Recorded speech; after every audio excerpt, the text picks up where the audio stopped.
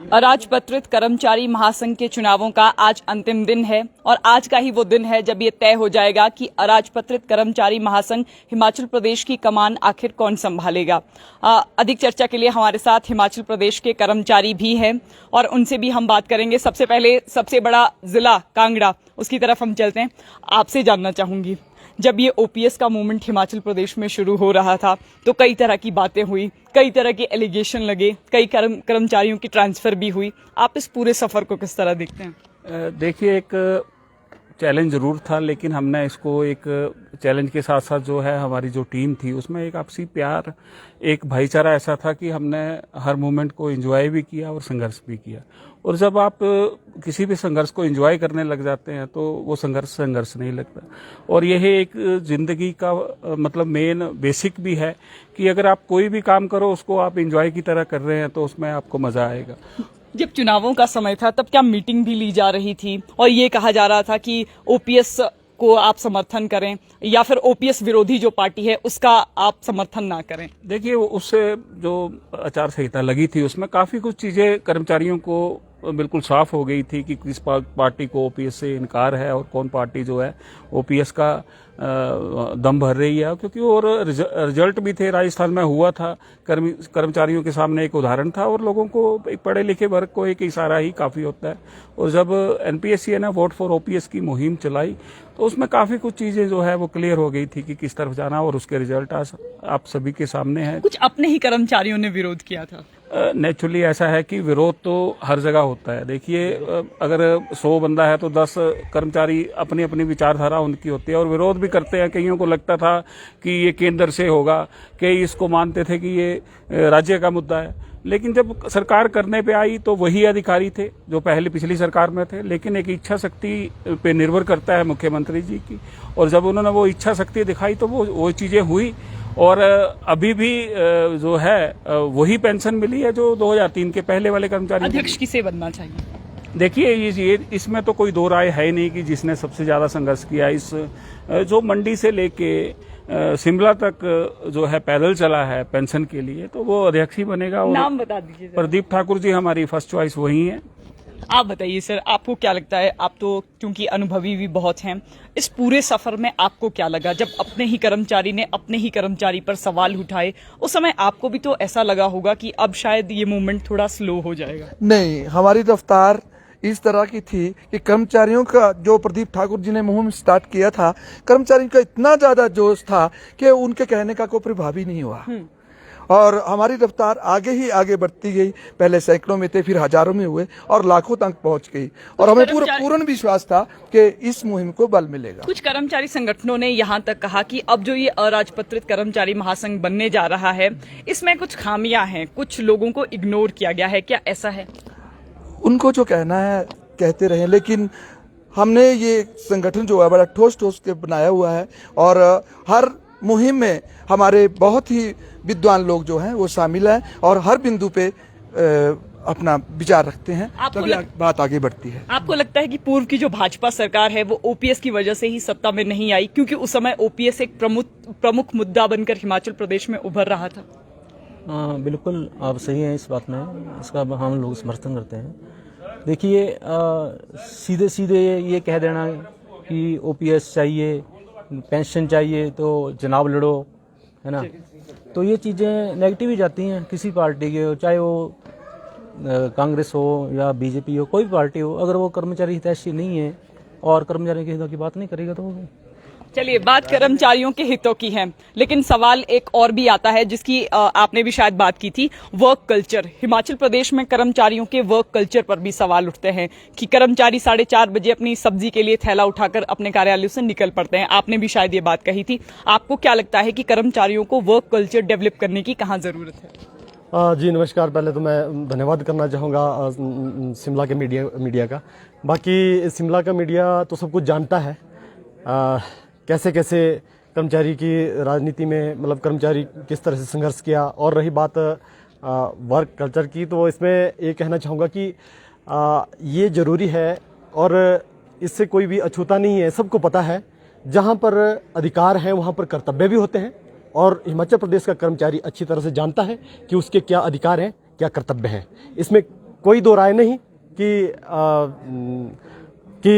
कर्मचारी जो है अपने कर्तव्यों से पीछे हटे हैं। चाहे आप आपदा ले लीजिए, चाहे आप जब भी कोविड जैसी परिस्थितियां आई तब ले लें, तो इसमें कोई मतलब दो राय नहीं है। फिलहाल सी एक सवाल मेरा आपसे और, एक ग्रुप में मैसेज आपका सर्कुलेट हो रहा था, आपने जोइया मामा जैसे शब्द का इस्तेमाल किया था, तो कुछ लोगों ने ये लिखा कि अब कर्मचारी राजनीति भी करने लगे हैं। आप अपने इस कथन को किस तरह से देखते हैं? देखिए, राजनीति करना हमारा कभी मोटिव रहा ही नहीं है, और अगर राजनीति करनी होती तो हम कर्मचारी बनते ही नहीं और राजनीति में ही रहते। लेकिन इन चीज़ों को एक जो नारा था उसका गलत मतलब निकाला गया, और आज वही पूर्व मुख्यमंत्री जी हैं जो खुद मामा बनते हैं सिरमौर का, हम और खुद कहते हैं कि मैं मामा हूं सिरमौर वालों का। तो अब उस चीज़ को कहाँ किस तरह से इस्तेमाल किया और अब किस तरह से अपने फेवर में ये इस्तेमाल कर रहे हैं, ये भी एक राजनीति तो वो कर रहे हैं। जब हमने एक प्यार से कोई नारा दिया तब उनको इतराज था, और जब अब वोट लेने होते हैं तो वो कहते हैं कि मैं सिरमौर वालों का मामा हूँ। तो ठीक है जी, मामा है तो मामा जी को भी ख्याल रखना चाहिए था कर्मचारियों का। आप बताइए सर जरा, अब अध्यक्ष इन्होंने तो प्रदीप ठाकुर का नाम क्योंकि आगे किया, आपके मन में क्या है? देखिए, मैं फिर से दोहराना चाहूंगा, आज जो इलेक्शन प्रक्रिया भी अंदर शुरू होने ही वाली है, ये पूरी तरह से लोकतांत्रिक तरीके से इसमें मतलब चुना जाएगा। मैंने तो पहले भी ये बात कही थी, जब भी मैं जिला मंडी का अध्यक्ष हूं, तो लोगों ने ये कहा, जब हमने कहा कि आप एनजीओ में आए, तो लोगों ने कहा कि एनजीओ में तो ऊपर से कोई प्रधान आते थे, यहां तो नया हो रहा है। क्योंकि कर्मचारियों को पता ही नहीं था कि एक लोकतांत्रिक तरीका भी है। हर एक ब्लॉकों में चुनाव किए गए, जिला के चुनाव हुए, आज पूरी तरह से लोकतांत्रिक तरीके से यहां पर चुना जाएगा। जो भी चुना जाएगा हम उनके साथ हैं। परंतु हाँ, इतना मैं जरूर कह देना चाहता हूं, इस बार जो भी कर्मचारी, जो भी अपना एनजीओ हमारा जो बन रहा है, ये कायाकल्प करेगा। पहले जो कुछ कर्मचारी नेताओं ने जो है इसकी छवि को धूमिल किया, तो इसका जो है कायाकल्प होगा। अच्छे लोग अच्छी सोच के साथ और कर्मचारियों के हितों के लिए, कर्मचारियों के हितों को याद रखते हुए, जब कर्मचारियों ने 1980-90 के दशकों में कर्मचारियों के हितों को बचाने के लिए अपना खून तक जो है बहाने के लिए तैयार हुए थे, इसी तरह कर्मचारियों के जुबान को जो भी दबाना चाहेगा उनको बख्शा नहीं जाएगा, और जो महासंघ है ये कर्मचारी हितों के लिए लड़ता रहेगा। एक सवाल और उठता है, जब अराजपत्रित कर्मचारी महासंघ बनता है तो चाहे अध्यक्ष कोई भी हो, एक सवाल अध्यक्ष पर भी उठता है और बाकी जो कार्यकारिणी में लोग होते हैं उन पर भी उठता है कि वे सरकार के पिट्ठू बनकर रह जाते हैं। तो इस बार का जो अराजपत्रित कर्मचारी महासंघ बनेगा, वो ये आश्वासन अपने कर्मचारियों को देता है कि वो पिट्ठू नहीं बने। मैं फिर से दोहरा रहा हूं, कर्मचारी महासंघ जो है, जो एनजीओ है, कायाकल्प होगा। इस तरह की भ्रांतियां जो पहले लोगों ने किया, जो पिट्ठूवादी की, चाटुकारिता की, वो इस तरह की चाटुकारिता आपको देखने को नहीं मिलेगी।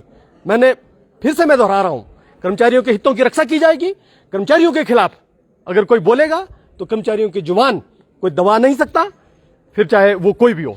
आप बताइए जरा, इसका इलेक्शन प्रोसेस क्या रहता है? आपसे मैं ये भी जानना चाहती हूँ कि अपना परिचय भी आप लोगों को दें। मैं मंडी से बिलोंग करता हूँ और मैं ब्लॉक का वाइस प्रेसिडेंट हूँ।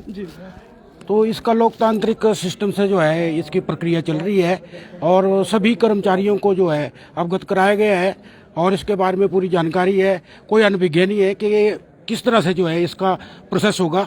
ये प्रोसेस जो है सबको पता है और उस ढंग से जो है सारी प्रक्रिया चल रही है। ठीक है, आप बताइए सर जरा, आपसे हमने चूंकि बात भी नहीं की थी, आप कहाँ से आए हैं और इस जो पूरे इलेक्शन का प्रोसेस क्या रहता है, थोड़ा सा आसान भाषा में समझाइए। जी, मैं जिला मंडी तहसील सरकाघाट से आया हूँ और ये जो हमारा राजनीतिक कर्मचारी महासंघ का जो चुनाव हो रहा है, ये एक लोकतांत्रिक तरीके से हो रहा है, क्योंकि कर्मचारियों के दुख दर्द को हमारे प्रदेश एनपीएससी प्रदेश अध्यक्ष ने, प्रदीप ठाकुर जी ने, एक तन मन धन और एक लगन से 88 लाख लोगों को, प्रदेश के लोगों को, आने वाले बच्चों के भविष्य को उज्जवल बनाया है और एक बहुत बड़ी लोकतांत्रिक तरीके से संघर्ष किया है।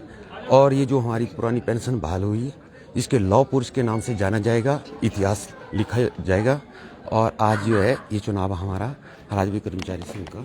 मिन्हाज जी, आपसे जाते जाते एक अंतिम सवाल। जिस तरह अब जो कर्मचारी संगठन अन्य सवाल उठा रहे हैं और पूरे इलेक्शन प्रोसेस पर, अन्य चीजों पर, हालांकि पहले एक सवाल ये भी उठाया गया था कि जो आपने पैसा इकट्ठा किया था अभिनंदन कार्यक्रम के लिए, उसका भी कहीं ना कहीं गलत इस्तेमाल हो सकता है। अब आपको क्या लगता है, अब जो सवाल उठ रहे हैं उनके लिए आपको क्या लगता है कि उसके लिए रिस्पॉन्सिबल कौन है? क्या वाकई ऐसा हुआ है? देखिए, तकलीफ तो कईयों को हो रही है इससे, और पेट में दर्द भी है, शिकायत भी है, और होनी भी चाहिए, क्योंकि इतने सालों की दुकानदारियां बंद हो रही हैं, ट्रांसफरों की दुकानदारियां बंद हो जाएंगी, जो ट्रांसफरों के नाम पे पैसे कर्मचारियों से उगाही की जाती थी। और मुख्यमंत्री जी ने आते ही कहा है कि व्यवस्था परिवर्तन है, तो व्यवस्था परिवर्तन हो रहा है तो तकलीफ तो होगी। और वो खुद ये कह रहे हैं कि ये मतलब संविधान के हिसाब से नहीं हो रहा। मैं बताऊं, उन्होंने जो चुनाव करवाए हैं, जिला कांगड़ा की मैं बात करूं, 2 विधानसभा क्षेत्रों में उन्होंने चुनाव कराए नहीं है और अपने विभागीय संगठन के वो मुखिया बन बैठे हैं। 2 जिलों में उन्होंने चुनाव करवाए नहीं है अपने विभागीय संगठन के, और वो मुखिया बन गए हैं। वो संवैधानिक हो गया। मतलब इनका कुत्ता, हमारा कुत्ता कुत्ता और इनका कुत्ता टॉमी, वो हिसाब है। आप बताइए सर जरा, अब चूंकि इलेक्शन प्रोसेस भी शुरू हो चुका है, अब इसमें कितना समय लगेगा? और दूसरी बात, जो सवाल उठ रहे हैं उनका आपके पास क्या जवाब? देखिए, अंदर से बुलावा आ गया है, कार्यक्रम जो है शुरू होने वाला है, अब हम सबको चलना चाहिए। और रही बात क्वेश्चन की, खिसियानी बिल्ली खंबा नोचे, ये इस तरह के है जो भी आपने क्वेश्चन किए। और रही बात, मैं ये कहना चाहता हूं कि पुरानी पेंशन तो हमने ले ली है, जो शेयर कर्मचारियों के हितों की, कर्मचारियों के जो खून पसीने की कमाई है, उसको जो है 1 तारीख को दिल्ली में जाकर ठा करके जो है हम जो है अपना कर्मचारियों का हित है, जो पैसा है, खून पसीने की कमाई है, उसको वापस दिलाएंगे। मैं अभी अपने सभी जो साथी ये लाइव स्ट्रीम देख रहे हैं, मेरा उनसे आग्रह रहेगा, इस वीडियो को, लाइव स्ट्रीम को आप शेयर भी करें और इस चैनल को सब्सक्राइब जरूर करें। और ये हमारे मीडिया के ऐसे साथी हैं जिनका शुरू से लेके अभी तक हमें लगातार सहयोग मिला है, और इस चैनल को सब्सक्राइब जरूर करें। और व्यूअर इनके बढ़ने चाहिए, और तभी मीडिया साथ आता है और तभी ये बातें दिखाई जाती है। धन्यवाद। आप बताइए जाते जाते, आपको क्या लग रहा है जो सवाल उठ रहे हैं? हाँ, सवाल उठ रहे हैं, इनका मुझे नहीं लगता कि कोई फर्क पड़ता है। और संवैधानिक जो प्रक्रिया है हमारी स्टार्ट हो चुकी है, और मुझे पूर्ण विश्वास है कि प्रदीप ठाकुर ही हमारे महामहिम बनेंगे। सभी और प्रदीप ठाकुर को लेकर सहमति बना रहे हैं। इसके साथ ही आप मीडिया वालों का बहुत बहुत धन्यवाद। और देखिए, आपको हम ये बता रहे हैं कि अराजपत्रित कर्मचारी महासंघ के लिए जो इलेक्शन प्रोसेस है वो अब शुरू हो चुका है, और कर्मचारी भी इस इलेक्शन प्रोसेस में अपना योगदान दे रहे हैं। तो फिलहाल हम आपको कुछ ही देर में अपडेट भी देंगे कि आखिर हिमाचल प्रदेश में अराजपत्रित कर्मचारी महासंघ की कमान कौन संभालेगा। तो फिलहाल संवाद भारत में अभी के लिए बस इतना ही। नमस्कार।